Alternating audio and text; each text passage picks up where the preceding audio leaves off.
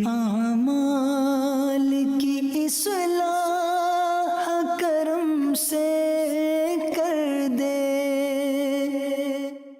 अल्हम्दुलिल्लाहि रब्बिल आलमीन वस्सलातु वस्सलामु अला सय्यिदिल मुरसलीन अम्मा बाद फ़अऊज़ु बिल्लाहि मिनश शैतानिर रजीम बिस्मिल्लाहिर रहमानिर रहीम। पढ़िए अस्सलातु वस्सलामु अलैका या रसूल अल्लाह व अला आलिका व अस्हाबिका या हबीब अल्लाह। अस्सलातु वस्सलामु अलैका या नबी अल्लाह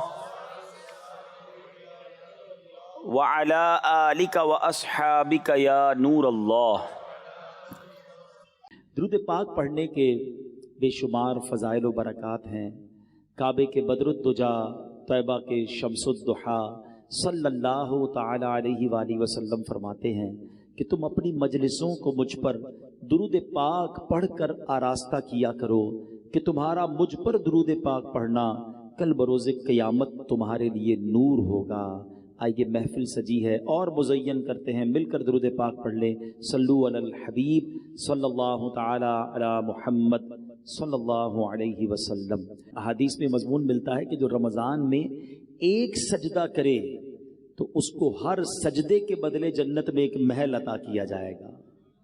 जरा गौर करें कि हम कितने सजदे करते हैं तरावी में? 20 रकतें 40 सजदे, 17 रकतें इशा की मिला लें तो मजीद 34 सजदे, 74 हो गए। मगरिब भी रात में नमाज आती है तो जो मगरिब के 3 फर्ज, 2 सुन्नत, 2 नफल, अवाबीन भी अल्लाह तौफीक दे पढ़ ले तो ये कितने हो गए? 18 सजदे। सुभान अल्लाह, अदद कितना प्यारा बना कि जो मगरिब पूरी पढ़े, इशा पूरी पढ़े तो एक रात में 92 सजदे करता है। 92 का अदद भी सरकार दो आलम अलैहिस्सलाम के मुबारक नाम का अदद है। उससे इंशाअल्लाह 92 घर रोजाना और जन्नत में वो कमा रहा है। और सिर्फ जन्नत के महल नहीं, आका फरमाते हैं हर सजदे पर 1000 नेकियां भी मिलेंगी। 92,000 नेकियां हो गई। फिर फरमाया हर सजदे पर जन्नत में एक दरख्त भी लगा दिया जाएगा। अब किसी को ये कहें यार रमजान में 20 रकअतें तरावी की पाबंदी से पढ़ो, जैसे ही महीना खत्म होगा तो मैं डिफेंस में एक बंगला दे दिया जाएगा। बंदा कहे यार सिर्फ तरावी से बंगला मिलेगा तो तहज्जुद भी पढ़ लेता हूँ, साथ की प्लॉट भी दे दें। मिले तो हम सब करने के लिए तैयार हैं। नबी के वादों पर यकीन रखो ना। हर सजदे पर आपको जन्नत में एक महल मिल रहा है तो क्यों 8 तरावी पढ़ के कोई चला जाता है, कोई 12 तरावी पढ़ के चला जाता है, कोई तरावी नहीं पढ़ रहा है। ना करें ऐसा। देखें, रमजान की ये रातें घूमने फिरने खाने पीने के लिए नहीं है, ये इबादतों के लिए हैं। ये अल्लाह को राजी करने का महीना है। इस महीने में हासिल कर लो जो हासिल करना है। नबी पाक की हदीस से समझो रमजान क्या है।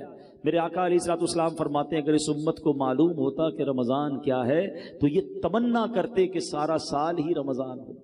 आप देखिए, कुछ लोगों का सीजन आता है। बहुत सारे यहाँ कारोबारी लोग बैठे हैं, हर कारोबार का एक सीजन आता है। आजकल आपको दर्जी बड़े बिजी मिलेंगे, खास तौर पे आखिरी अशरे में। अच्छा, अब उनको कहें चलो यार कहीं घूमने फिरने चलते हैं, कि नहीं भाई रमजान का सीजन लगा हुआ है, ईद के बाद जिधर बोलोगे चलेंगे। बकरीद के दिनों में किसी कसाई को घुमा फिरा के दिखा दो। नहीं भाई, ये तो दिन आए, पूरा साल इंतजार था। बकरीद में हर आइटम का आता है ना सीजन। मिसाल के तौर पे गर्मियां आती है तो कूलर वाले, एसी वाले बिजी हो जाते हैं। सर्दियां आती है तो ब्लैंकेट वाले, गीजर वाले।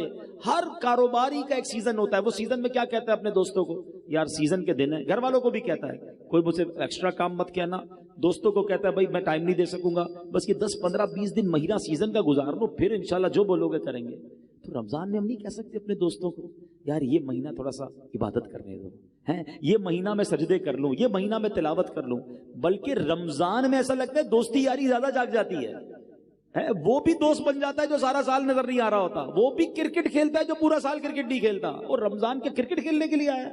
रमजान टूर्नामेंट, मादअल्लाह जरी देखे लोग। अच्छा, फिर एक तो क्रिकेट, दूसरा खाना पीना है। हालांकि भूखा रहने का महीना आया है, लेकिन हम क्या कर रहे हैं? ऑल यू कैन ईट, सहरी ऑफर, इफ्तार ऑफर। अच्छा, दोस्त भी एक दूसरे से मिलकर एक ही सवाल कर रहे होते हैं, और सुना आज सहरी किधर करनी है, आज इफ्तार पे किधर चलना है। तो भाई ये पूछो ना, आज तिलावत किधर करनी है, आज जिक्र किधर करना है, आज महफिल में कहां जाना है, आज तहज्जुद किधर पढ़नी है। ये बातें नहीं हो रही हमारी।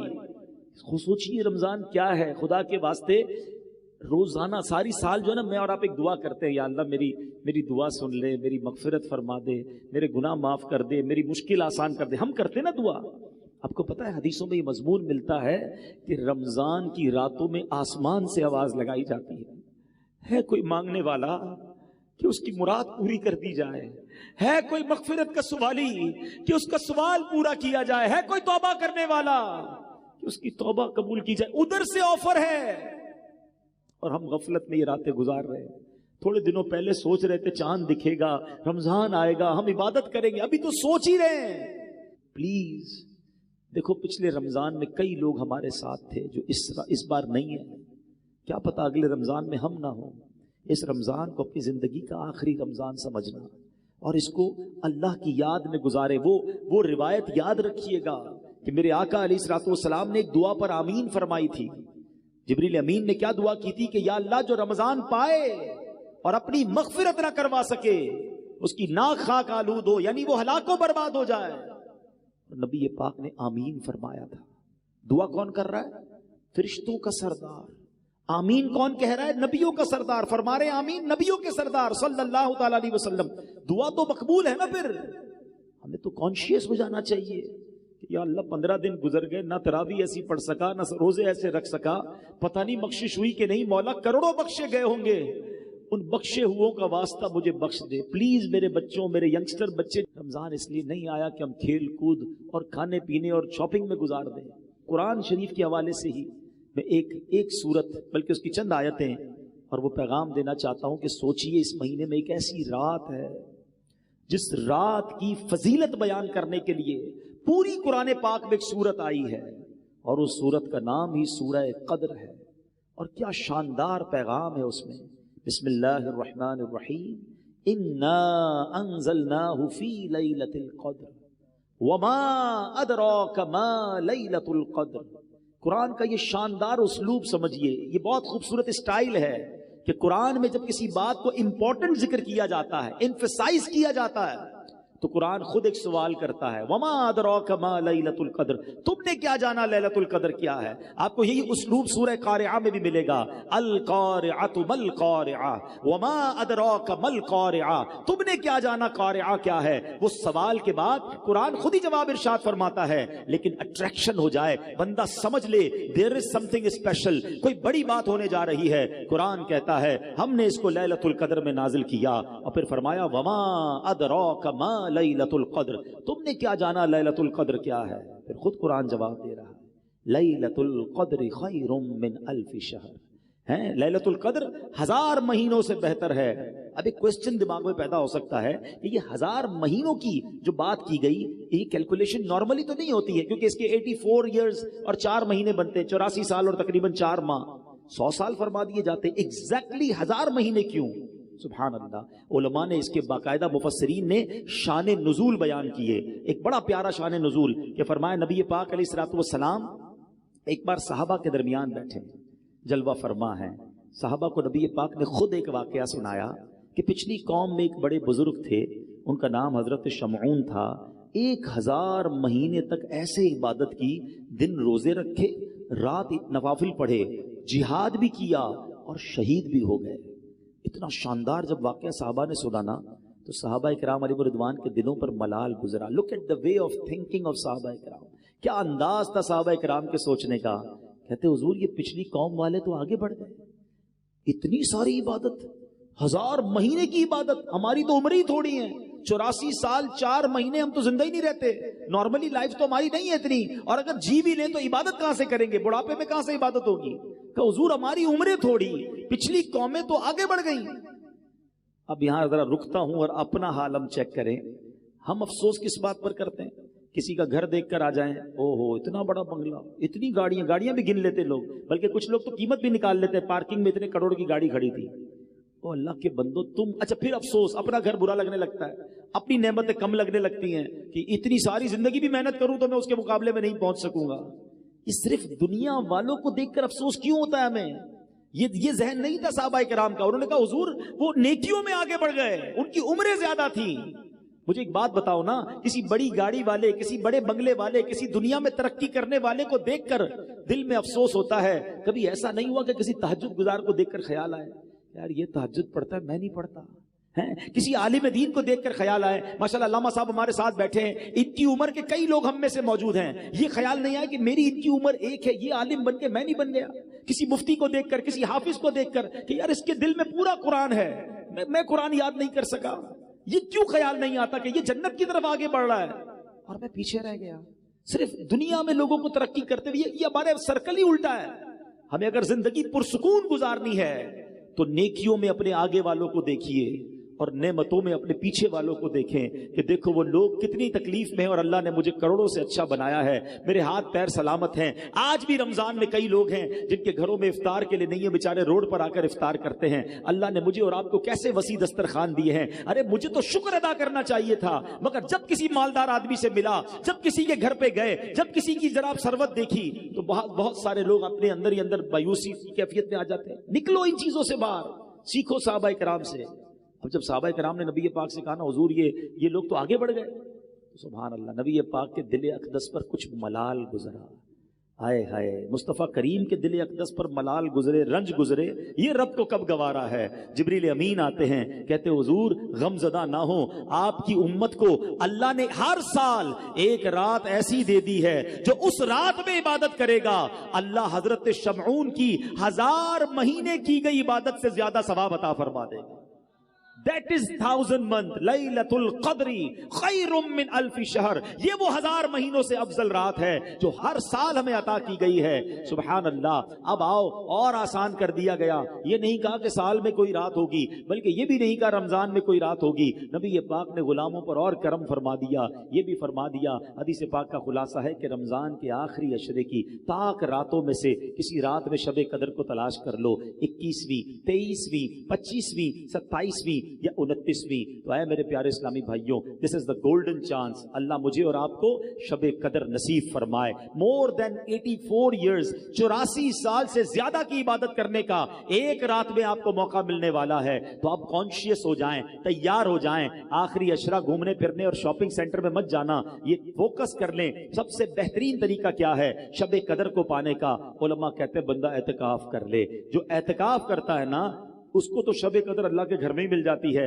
تو جہاں جہاں ہو سکے اعتکاف کریں. دعوت اسلامی کے تحت بھی دنیا بھر میں اعتکاف کروائے جا رہے ہیں. تو جہاں آپ کی محلے میں عاشقان رسول کی مسجد ہو, جس سے بن سکے, دعوت اسلامی والوں کے ساتھ اعتکاف کریں گے تو فائدہ یہ ہوگا کہ آپ کی اعتکاف میں بھی تربیت ہوتی رہے گی, بہت ساری باتیں مزید سیکھ جائیں گے. اعتکاف نہیں کر سکتے تو پھر آج میرا ایک مشورہ لے لیجیے. یہ 5 طاق راتیں طاق میں رکھیں, ٹارگٹ میں رکھیں, مس نہیں ہونی چاہیے.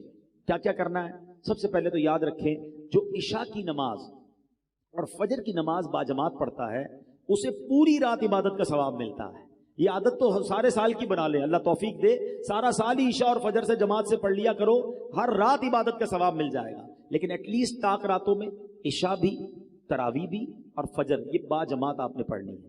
ماشاءاللہ کئی مسجدوں میں صلاۃ التسبیح ہوتی ہے, صلاۃ التسبیح ادا کریں. اچھا, پھر ذکر و اذکار کی بھی کوئی ٹارگٹ لے لیں, کیونکہ فضول کام تو کرنا نہیں ہے. 1200 بار درود پاک پڑھیں, کلمہ پاک پڑھیں, اللہ اللہ کا ذکر کر لیں, سبحان اللہ, الحمدللہ, اللہ اکبر, اور جو ذکر الہی ہیں وہ کریں. اس کے بعد آپ کم از کم 2 سے 3 پارے تلاوت کا بھی ٹارگٹ رکھیں کہ میں نے 5 طاق راتوں میں تلاوت قرآن بھی کرنی ہے, سورہ ملک پڑھ لیں. اور پھر ایک اور مشورہ یہ دوں گا کہ 5 راتوں میں صدقہ دیں. آپ کی جتنی حیثیت, 100 روپے کر لیں, 500 کر لیں, 1000 کر لیں, 10,000, 1 لاکھ, جو اللہ نے آپ کو نوازے. 5 انویلپ بنا لیں کہ میں نے یہ 5 راتوں میں اللہ کی راہ میں خرچ کرنا ہے. کسی غریب کو دے دیں, کسی مسجد میں دے دیں, واٹ ایور.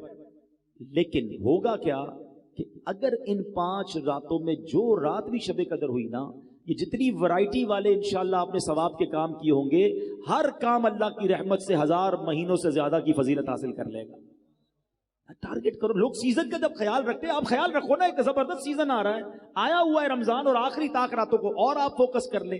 اور پھر آخری بات دیکھیں, رمضان میں ماشاءاللہ مسجدیں بھی بھری ہوئی ہیں, نمازی بھی ہیں. رمضان کے بعد کیا ہمارے اوپر رمضان میں ہی نماز فرض ہے؟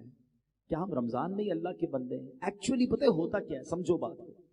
رمضان میں میری اور آپ کی پریکٹس کروائی جا رہی ہے فائنل فائٹ کے لیے. شیطان بند کر دیا, اینمی بند ہے, دشمن بند ہے, تاکہ میرے بندے عبادت کر لیں, روزہ رکھ لیں, تگڑے ہو جائیں, تقوی میں مضبوط ہو جائیں.